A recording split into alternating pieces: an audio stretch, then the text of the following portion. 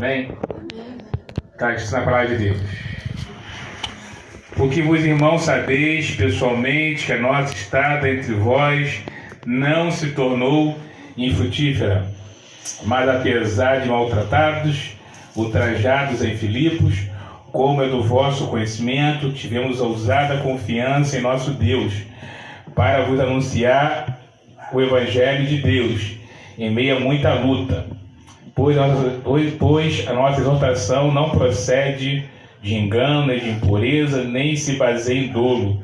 Pelo contrário, visto que fomos aprovados por Deus, a ponto de nos confiar Ele o Evangelho, assim falamos não para que agrademos a homens, em sim a Deus, que prova o nosso coração.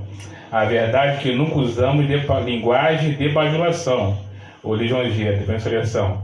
Como sabeis, nem de intuitos gananciosos, Deus disso é testemunha. Também jamais andamos buscando glória de homens, nem de vós, nem de outros. Poder sentar, no Jesus? Amém. Presta atenção aqui, essa carta aqui, né, de 1 Tessalonicenses, essa igreja é uma igreja como a de Filipenses, é uma igreja que não deu, dizendo assim, não deu trabalho para Paulo, né? É uma igreja que não deu trabalho, apesar de, não podemos dizer que foi Paulo que fundou essa igreja, que plantou, já que Paulo chegou aqui, ele só ficou em Tessalônica 3 sábados consecutivos, né, ali na sinagoga, como era de costume dele, né? Chegava na cidade e ia para a sinagoga, e ficou ali por 3 sábados pregando o Evangelho. E teve que sair de lá correndo, né? Porque, infelizmente, graças a Deus, já dizia, alguns creram. Mas, infelizmente, os judeus ali, movidos de inveja, começaram a persuadir alguns. Ali, ele teve que sair de lá fugido, né? Pegaram Jason, bateram nele muito, assim por diante. Mas Paulo e Silas conseguiram sair de lá fugido. Mas, dessa pregação lá, né? Desses 3 sábados, teve efeito, que alguns se converteram. E lá começou uma igreja depois, lá em Tessalônica. E Paulo escreve a eles, né, motivo de muita alegria, no capítulo 1, que Paulo sempre orava por eles, falava do progresso, né, na fé deles. Paulo fala que eles tinham uma fé trabalhosa, eles tinham uma fé operosa, né, eles tinham operosidade na fé. O que isso é? É uma fé produtiva, é uma fé que dá efeito, é uma fé o quê? Estável, é uma fé sólida. Então eles tinham uma fé sólida, uma fé estável, uma fé equilibrada, e Paulo os elogia por isso, mas tudo partiu da primícia, que foi a pregação ali, que é impactante, Paulo apontando na escritura, dentro da sinagoga, de forma ousada, que Cristo era o Messias, e o Cristo havia de padecer para que? Remissão de pecados. Então, graças a Deus, né, essa pregação corajosa de Paulo na sinagoga, que houve conversões, e dali começou uma igreja, e eles passaram a ser testemunha para toda a Caia, né? Toda a fama daquela igreja ficou percorrida. Todos ficaram sabendo que aquela igreja ali era uma igreja que tinha um progresso na fé, uma igreja forte, uma fé afirmada. Então, através de quê? Uma boa introdução bíblica, através de quê? Uma boa pregação, ao ponto de que de eles abandonarem o quê? Os ídolos, né? Já no capítulo 1, que a pregação surgiu efeito tão proveitoso que eles abandonaram os ídolos. Lá em Tessalônica tinha muitos ídolos, né? Tinha ídolo para tudo. Fortuna, para tudo tinha um ídolo.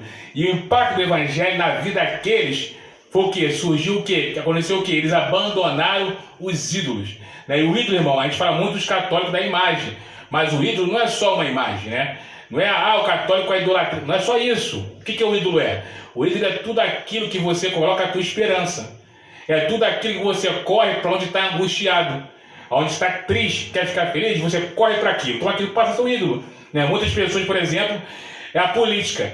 Passa horas e horas vendo a política para se acalmar, para querer entender, e passa só a viver para aquilo. Ou futebol mesmo. Quantos homens gastam ali 90 minutos vendo um jogo de futebol para poder desligar do mundo, para poder sentir relaxado? Ou a bebida, por exemplo, muitos correm para a bebida para poder esquecer os problemas, ou para os remédios, ou para a pornografia, ou daí por diante. O ídolo é tudo aquilo onde você coloca o quê? A sua esperança, onde você coloca o seu coração. Isso é o ídolo. E aqui foi tão impactante a pregação que eles abandonaram os ídolos. Quer dizer, então a pregação consistente, né? A pregação com substância, ela causa esse efeito. Só que aqui no capítulo 2, Paulo nos mostra o que? O que não se pode fazer com a pregação do Evangelho. Hipótese alguma. hipótese alguma, o que você deve fazer quando você for pregar para alguém o evangelho. Mesmo mais que você ame a pessoa, mesmo que mais que você goste da pessoa, Paulo diz aqui no capítulo 12, ele nos mostra, ele não diz, mas nos mostra que é o que não devemos fazer. Hipótese alguma. Porque é como um carro, por exemplo, uma pregação impura ou contaminada é como um carro que usa gasolina adulterada. E em certo momento, né, diretamente, ele tem até uma economia. Ele vê o posto lá, R$1 com combustível. Um tanque de 40 litros, ele bota lá, dá R$40. Agora, o outro posto é R$5. 4 vezes 5 dá 200. Então, quer dizer, ele tem até uma economia primária, mas secundariamente aquele carro vem a dar problema, vem a falhar. Em uma pregação impura, adulterada, no primeiro momento, ela traz alegria, ela traz até um impacto, mas com o passar do tempo, ela começa a ser um bom carro, ela começa a perder o que? A sua potência, começa a danificar as peças. É como uma casa o quê? Firmada onde? É como uma casa firmada na areia, que vem um vento, ou vem a chuva e leva tudo embora. Então é uma casa não firmada onde? Na rocha. Então é importante ver que, aqui no capítulo, Paulo não fala isso aqui, mas ele nos mostra o que nós não devemos fazer, hipótese alguma, quando nós vamos apresentar para alguém o evangelho, mesmo mais que a gente gosta da pessoa, mesmo que nós queremos que Deus salve aquela pessoa, nós não podemos fazer isso, porque é igual um carro que usa gasolina adulterada. Então a gente vê aqui no capítulo 2, no versículo 1, ele começa dizendo assim, ó, porque vos, irmãos, sabeis pessoalmente que o quê? Que a nossa estada, o tempo que eu passei com vocês, né, não se tornou o quê? Infrutífera, ou não foi vão, não foi vazio. Quer dizer, esse pouco tempo que eu fiquei aí, essas 3 semanas aí na sinagoga, pregando o evangelho, apontando na lei ali, né, que Cristo era o Messias e tinha que padecer para a remissão de pecados, essa estada curta não foi o quê? Vazia. Não foi o quê? Sem conteúdo, ou não passei a verdade. Quer dizer o quê? Mesmo assim, a gente tem que pegar, a observar as oportunidades. As oportunidades que você tem de pregar o evangelho. Por exemplo, você faz uma viagem. Porque você tem que entender que você não tira férias como cristão. Você pode tirar férias, tipo assim, do teu ministério, do teu trabalho na igreja. Mas você não tira férias de como cristão. Então, a gente pega uma oportunidade que a gente tem de ir para um local, de fazer uma viagem, ou de estar em algum local. Lá, a gente não tirou férias, a gente continua sendo crente. E Jesus, a ordem continua de fazer o ID, de pregar o evangelho a toda criatura. A gente pode tirar férias do que? Nosso ministério eclesiástico, na igreja. Aquela obrigação não. Aquele trabalho que a gente tem para cumprir diariamente, aos fins de semana, ou por dia de semana, mas como crente não. Então, nosso estado, em algum lugar que a gente esteja, uma viagem ou um local, nós não podemos ser o que lá? Vazios. Nós não podemos ser que infrutíferos. Nós temos que dar fruto. E Paulo foi nisso, ele só teve 3 semaninhas lá, mas teve fruto, né? Houve que? Conversões. Alguns se converteram, outros não. O evangelho é assim, né? Ele salva ou ele condena. Os que queiram são salvos. Os que rejeitam o que? São condenados. Então, irmãos, eu quero salientar, quando a gente sair dessa localidade, não pode ser nem uma viagem, mas quando a gente for para algum local, a gente se locomover, a gente não pode tirar férias de ser crente, de ser cristão. Então a gente não pode perder a oportunidade. Não podemos perder a oportunidade. Nem quando vai à pracinha fazer um exercício, ou quando vai à praia, não podemos perder. Ou quando vai no carro abastecer ali o carro, ou o supermercado. A nossa estada não pode ser infrutífera. A gente tem que sempre tentar tentado a falar algo do Evangelho, a explanar algo do Evangelho. Porque eu pego uma experiência minha pessoal, sempre que eu vou conversar com alguém na rua, muitas pessoas, de 10, 7, 8, afastada, desviada, está desviado, está afastado, é uma grande proporção, né? É uma grande proporção de um povo de Deus perdido por aí. Então a nossa estada em algum local, uma viagem, o que seja, a gente não pode tirar férias de quê? De pregar o evangelho. Eu fiz uma viagem recentemente e ali eu estava tirando férias, sabe? Estava tirando férias. E lá isso eu lembrei dessa passagem. Eu falei, pô, estou tirando férias do meu trabalho. Nosso trabalho é pregar o evangelho, né? E não precisa ter um ministério. Todo crente, ele é um evangelista. Ele tem que fazer o ID, porque é uma ordem de quem? É uma ordem de Jesus.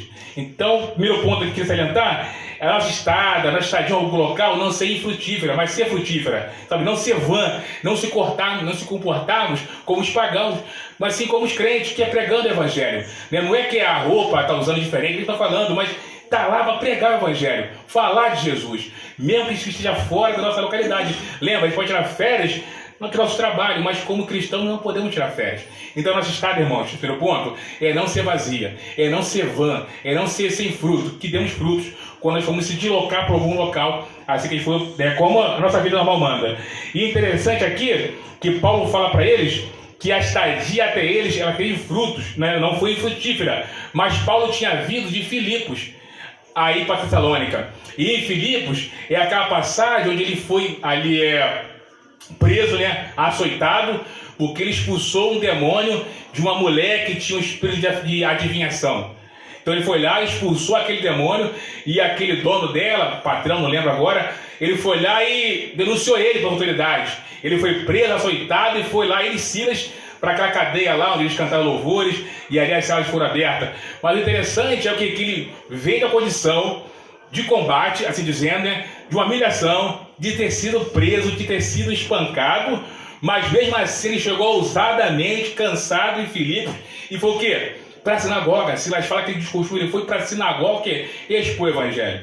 Porque às vezes se queixa por muita coisa. Eu estou cansado realmente, hoje eu estou um pouco cansado, eu não vou te falar isso, mas realmente ele se queixa por um cansaço que a gente pode tirar a diferença com facilidade. Se a gente pegar aqui a vida de Paulo, um homem que não descansou, ou com um homem que sempre esteve em combate, é um homem que nunca tirou férias como cristão, é um homem que nunca tirou férias, e o homem que está sempre pronto, em tempo e fora de tempo, em pregar o evangelho. Então a gente vê que Paulo, mas apesar de maltratados e ultrajados, foi açoitado em Filipos. Humilhados, né, açoitados, ultrajados em Filipos, como é o que é? Do conhecimento de vocês. Vocês sabem do que a gente passou em Filipos. Mas, tivemos o que? Ousada confiança em nosso Deus, para anunciar o que? O Evangelho de Deus. Isso aqui é confiança em Deus. Isso aqui é ousadia e confiança em Deus. Ser ousado, né, no púlpito, ser ousado pregar o evangelho, essa confiança em Deus, né? Ser ousado na palavra não é ser presunçoso, não é aquele autoritarismo ou pagar de santarrão, não é isso. Ser ousado não é isso, não. Ser ousado é pregar o evangelho igual Paulo fez, em meio a muitas lutas, em meio a muitos combates. Depois de ter sido maltratado em Filipos, chegou em Tessalônica, também foi maltratado, teve que fugir, mas mesmo assim ele foi ousado o quê? Ousadia em pregar o evangelho em meia luta. Quer dizer, então, ele não foi omisso.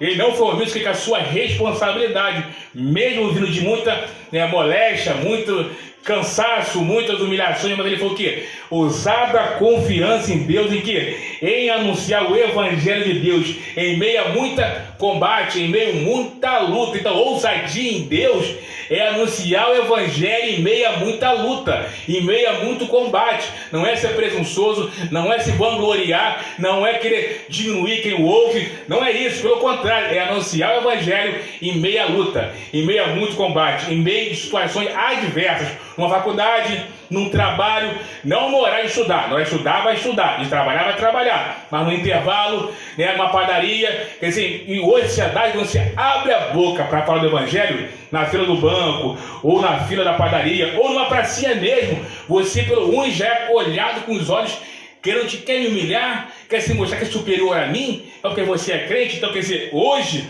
a gente está começando a ver uma aversão ao evangelho. Você já está acontecendo já de você anunciar o evangelho a algumas pessoas, qualquer lugar que seja, e você começa a se olhar avesso, né, tirar de lado.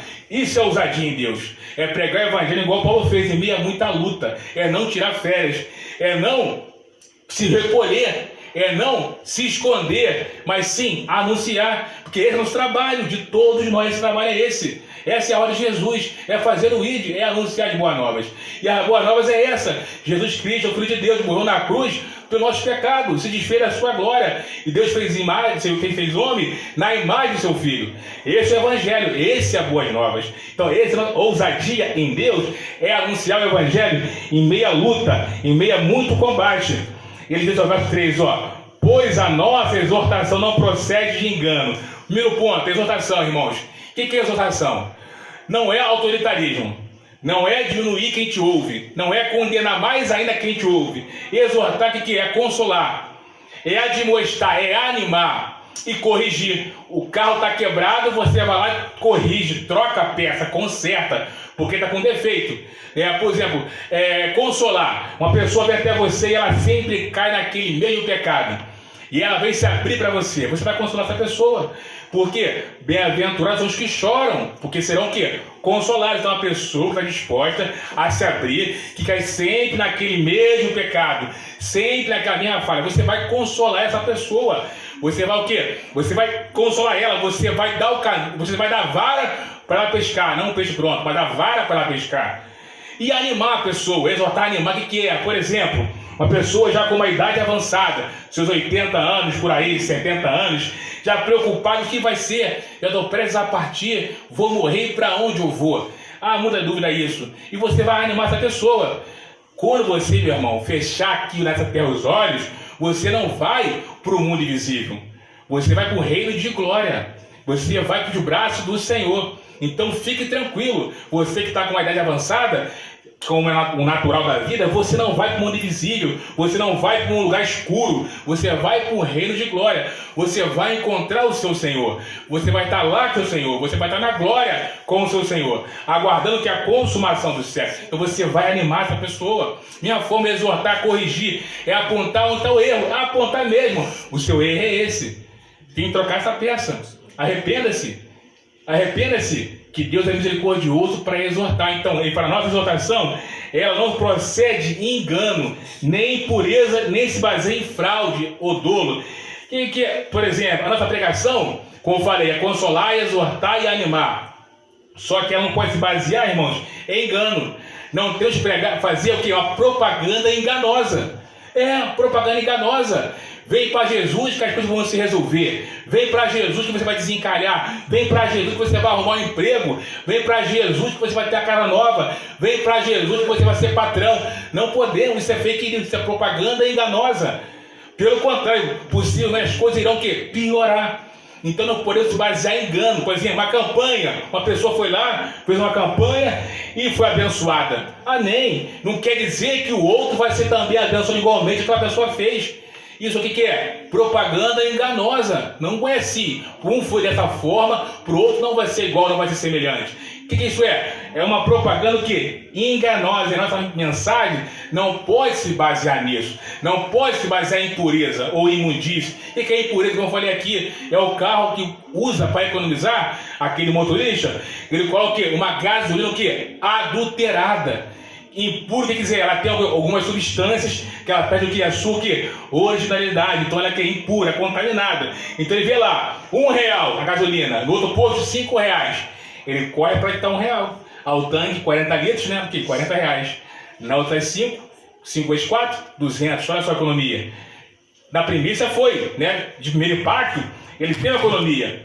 Muito, né? R$140. Mas futuramente aquele carro vai começar o quê? A dar problema. Aquele carro vai começar o quê? A aparecer defeitos, começa a quebrar o catalisador, entope o bico, e vai ter que vai parando, e aquele carro vai perder o quê? A sua utilidade. Vai ter que parar e para consertar. Então a pregação que se baseia com impureza, adulterada, né, com requisitos de mentira, aquela pessoa que ouve isso, vai chegar um tempo que ela vai começar a parar igual um carro, não vai ter utilidade. É como uma casa firmada onde? Na areia, que vê um vento e vai levar. Então, mais que a gente goste da pessoa, a gente não pode ter uma pregação que se baseada em engano, ou em impureza, ou em fraude, fraudulenta. Como se só você ligar na televisão você vai ver, ou as profetadas que você vê por aí. Altos profetas por aí, né? Mas o profeta, ele é o juiz de Deus. Ele é o juiz de Deus, né?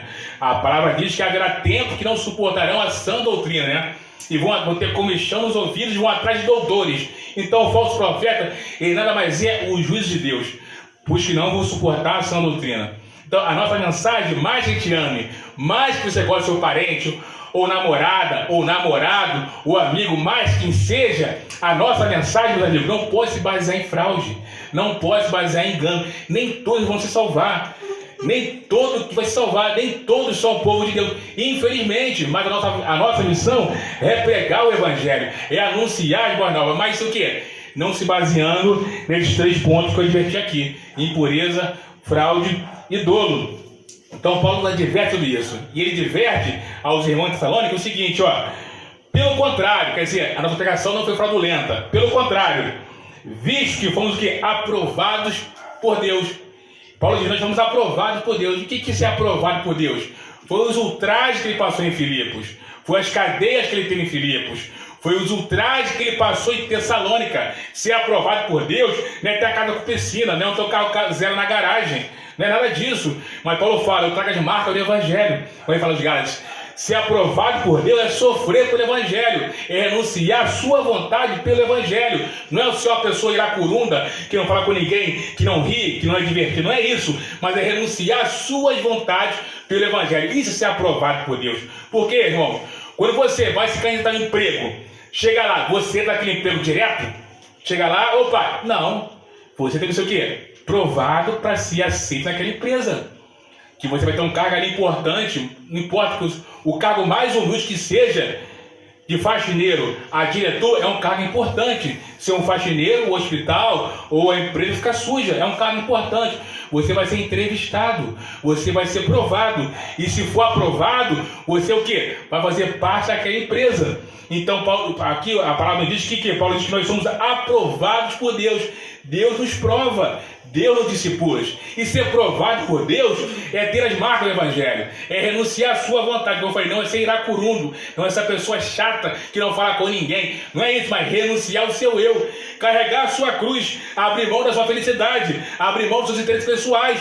Para quê? Para o reino avançar. Porque sabemos que nossa recompensa, amados, não é aqui. Não é aqui. Aqui você trabalha para manter as suas necessidades enquanto você aqui existe nesse tabernáculo. Mas não é aqui a recompensa. Nós vamos, falando hoje, todos o quê? Todos vão morrer. Nós vamos morrer, mas trabalhamos para manter o quê? A nossa necessidade enquanto estamos aqui. Então, ser provado é ter as marcas do Evangelho, é renunciar à sua vontade, é renunciar ao seu eu. Não é ter carro zero, não é ter casa com piscina. Isso aí pode vir a acontecer, mas isso não é ser aprovado por Deus. Isso não é ser verdadeiro em Deus, não é ser isso. Não é isso.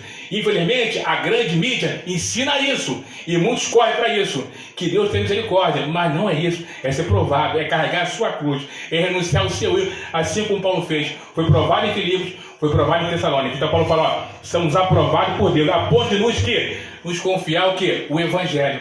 Quer dizer, essa aprovação que todos têm que passar é para confiar você o quê? O Evangelho. E confiar no Evangelho, irmão, não é como confiar no emprego que você está correndo atrás, ou um curso que quer se formar. Não é isso, não. Confiar no Evangelho é o maior emprego que você pode ter na sua vida. É o maior emprego que eu e você possa vir a ter na nossa vida. Porque o Evangelho ele salva ou ele condena. O Evangelho é as boas novas, é a mensagem da salvação. O Evangelho não é como um emprego, que você pode ser demitido e arrumar outro. Não, o Evangelho é a boa nova, é a mensagem, irmãos, da salvação. Então essa aprovação, esse sofrimento, não é aceito, não estou falando de ascedismo.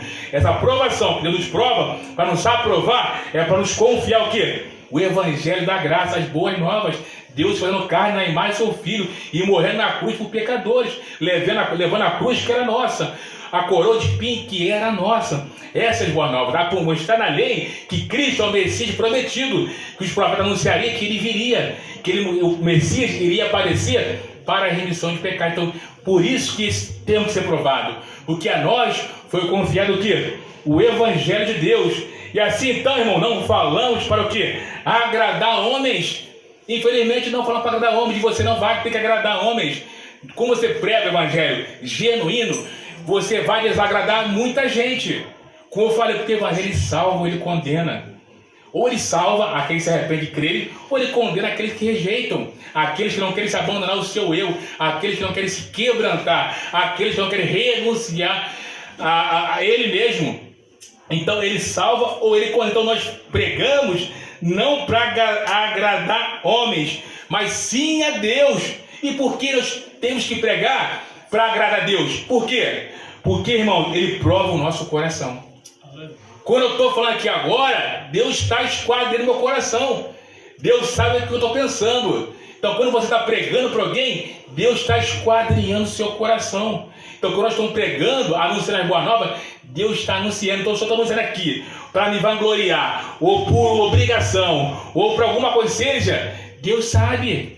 Então, por isso, nossa pregação não pode ser fraudulenta, não pode ser com segundas intenções, não pode ser porque, com bajulação. Não pode. Ou se basear em engano, porque Deus está o quê? Esquadrinhando o nosso coração. Então, quando eu estou aqui pregando, Deus está me esquadrinhando.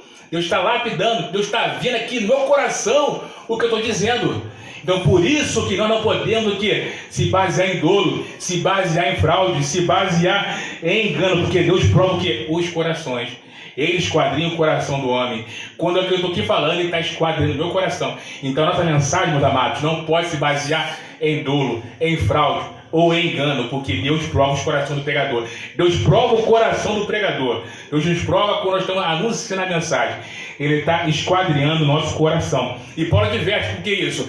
Porque, na verdade, nunca usamos de linguagem ou palavras lisonjeiras, palavras de bajulação, alta ajuda, ou que envanecer o ego do homem. Olha como você é bom, como você merece morar nessa terra, olha como você é... Nunca usamos as palavras, Paulo fala, linguagem de bajulação, né? Ou palavras lisonjeiras. Não podemos fazer isso, porque o Senhor está esquadrinhando o nosso coração. Então, quando você for anunciar alguém evangelho, uma pessoa, mais que você, meu amado, ame aquela pessoa, mais que você quer que Deus salve aquela pessoa, você, em hipótese alguma, pode usar uma linguagem de bajulação, uma linguagem egocêntrica, no caso, para a pessoa que está ouvindo, para poder ali tentar com intenções puras trazer aquela pessoa para o reino, porque aí você está o quê? Se baseando em engano. Você está se baseando em engano e Deus está esquadrinhando no seu coração. Então Deus vai saber que você está o quê? Só com suas segundas intenções de basear naquela pessoa, ou porque ela tem uma boa remuneração salarial, ou porque tem uma segunda intenção com a pessoa, e assim por diante. Então não podemos o quê? Usar de palavras de bajulação, de hipótese alguma, porque Deus está esquadrinhando nosso coração, Ele sabe nossas intenções. Então Paulo fala, jamais fizemos isso, nunca usamos para vocês linguagem, porque os sofistas faziam isso, reuniam as praças, e iam ali, pegava um da plateia, jogava, colou, ele ria, automaticamente os que ouviam também riam. Ele, pronto, agora eu dominei. Fazia ele chorar, outros também choravam. Depois passava a sacolinha para recolher dinheiro. Então não podemos usar linguagem de bajulação, linguagem de engano. Ele fala, como vocês sabem, e nem de intuitos enganosos, intuitos gananciosos ou intenções gananciosas. Não podemos usar linguagem de bajulação, nem intenções gananciosas. Por exemplo, você vê lá uma varoa ou um varão, você é crente, aquela pessoa não. Aí você vai lá e dá um somebody love na pessoa, né? Com segundas intenções, né? Intenções gananciosas, porque você quer que aquela pessoa quer namorar, então você quer que ela venha para Cristo e você vai lá e que age com segundas intenções, com intenções gananciosas, porque você quer que aquela pessoa... né? Ou está com uma segunda intenção lá que seja. Não podemos fazer isso, porque Deus está provando o nosso coração, Deus está esquadrinhando o nosso coração. Então Paulo fala, não podemos aqui intuitos gananciosos, porque Deus diz testemunha, porque está o quê? Provando o coração. Então não podemos basear em dolo, basear em fraude, palavras de bajulação, nem com intuitos gananciosos, com segundas intenções, né, para aquela pessoa ali vir se arrepender e vir crer mais. Hipótese alguma, meu jovem, porque Deus está esquadrinhando no seu coração. Ele sabe tudo, Ele sabe o que a gente pensa. Antes a palavra chegar ao nosso lado, Ele já sabe. Então jamais podemos se basear nisso, em fraude, em engano, ou em dolo, ou linguagem de bajulação, porque Deus sabe de tudo. E para encerrar, verso 6. Também jamais andamos buscando a glória de homens, e nem de vocês, e nem de outros. Jamais pense isso a você. Jamais queira glória para você. Jamais queira aplausos para você. Jamais queira glória para você. Jamais, não ouse se vangloriar na presença de Deus. Não ouse se vangloriar na sua pregação. Não ouse se vangloriar no seu louvor. Não ouse se gloriar em nada. Se quiser se gloriar, se glorie no Senhor. Glória a Deus. Teve um camarada que virou comida de bicho, porque se gloriou. Não se glorie para o Senhor. Não faça de hipótese alguma. Porque é tudo dele. É dele. É dele tudo. Tudo é dele. Nada é nosso, mas tudo é dele. Então jamais busque glória de homens, nem de ninguém. Ninguém, nem hipótese alguma, não pense nisso. Então, jamais andando buscando a glória de homens. Não faça isso, nem de ninguém. Então, aqui eu queria dizer o seguinte, irmãos. É que, mesmo você cansado, prega o evangelho. Assustado em algum local, sua partida, sua viagem, a sua locomoção para o lugar, que não seja vazia, que não seja infrutífera, mas seja frutuosa, que dê frutos. Fale de Jesus, fale do evangelho. Fale assim, ó, Jesus te ama, não tem problema. Isso é muito impactante para um desviado. Isso eu posso te dar testemunho disso. Fale, Jesus te ama, não tem problema não. Se os disserem que isso não é evangelismo, não se preocupe, mas fale, Jesus te ama. Dê um panfletinho, ande na sua bolsa, no seu bolso, com alguns panfletos, mas dê um panfleto. Isso faz muita diferença.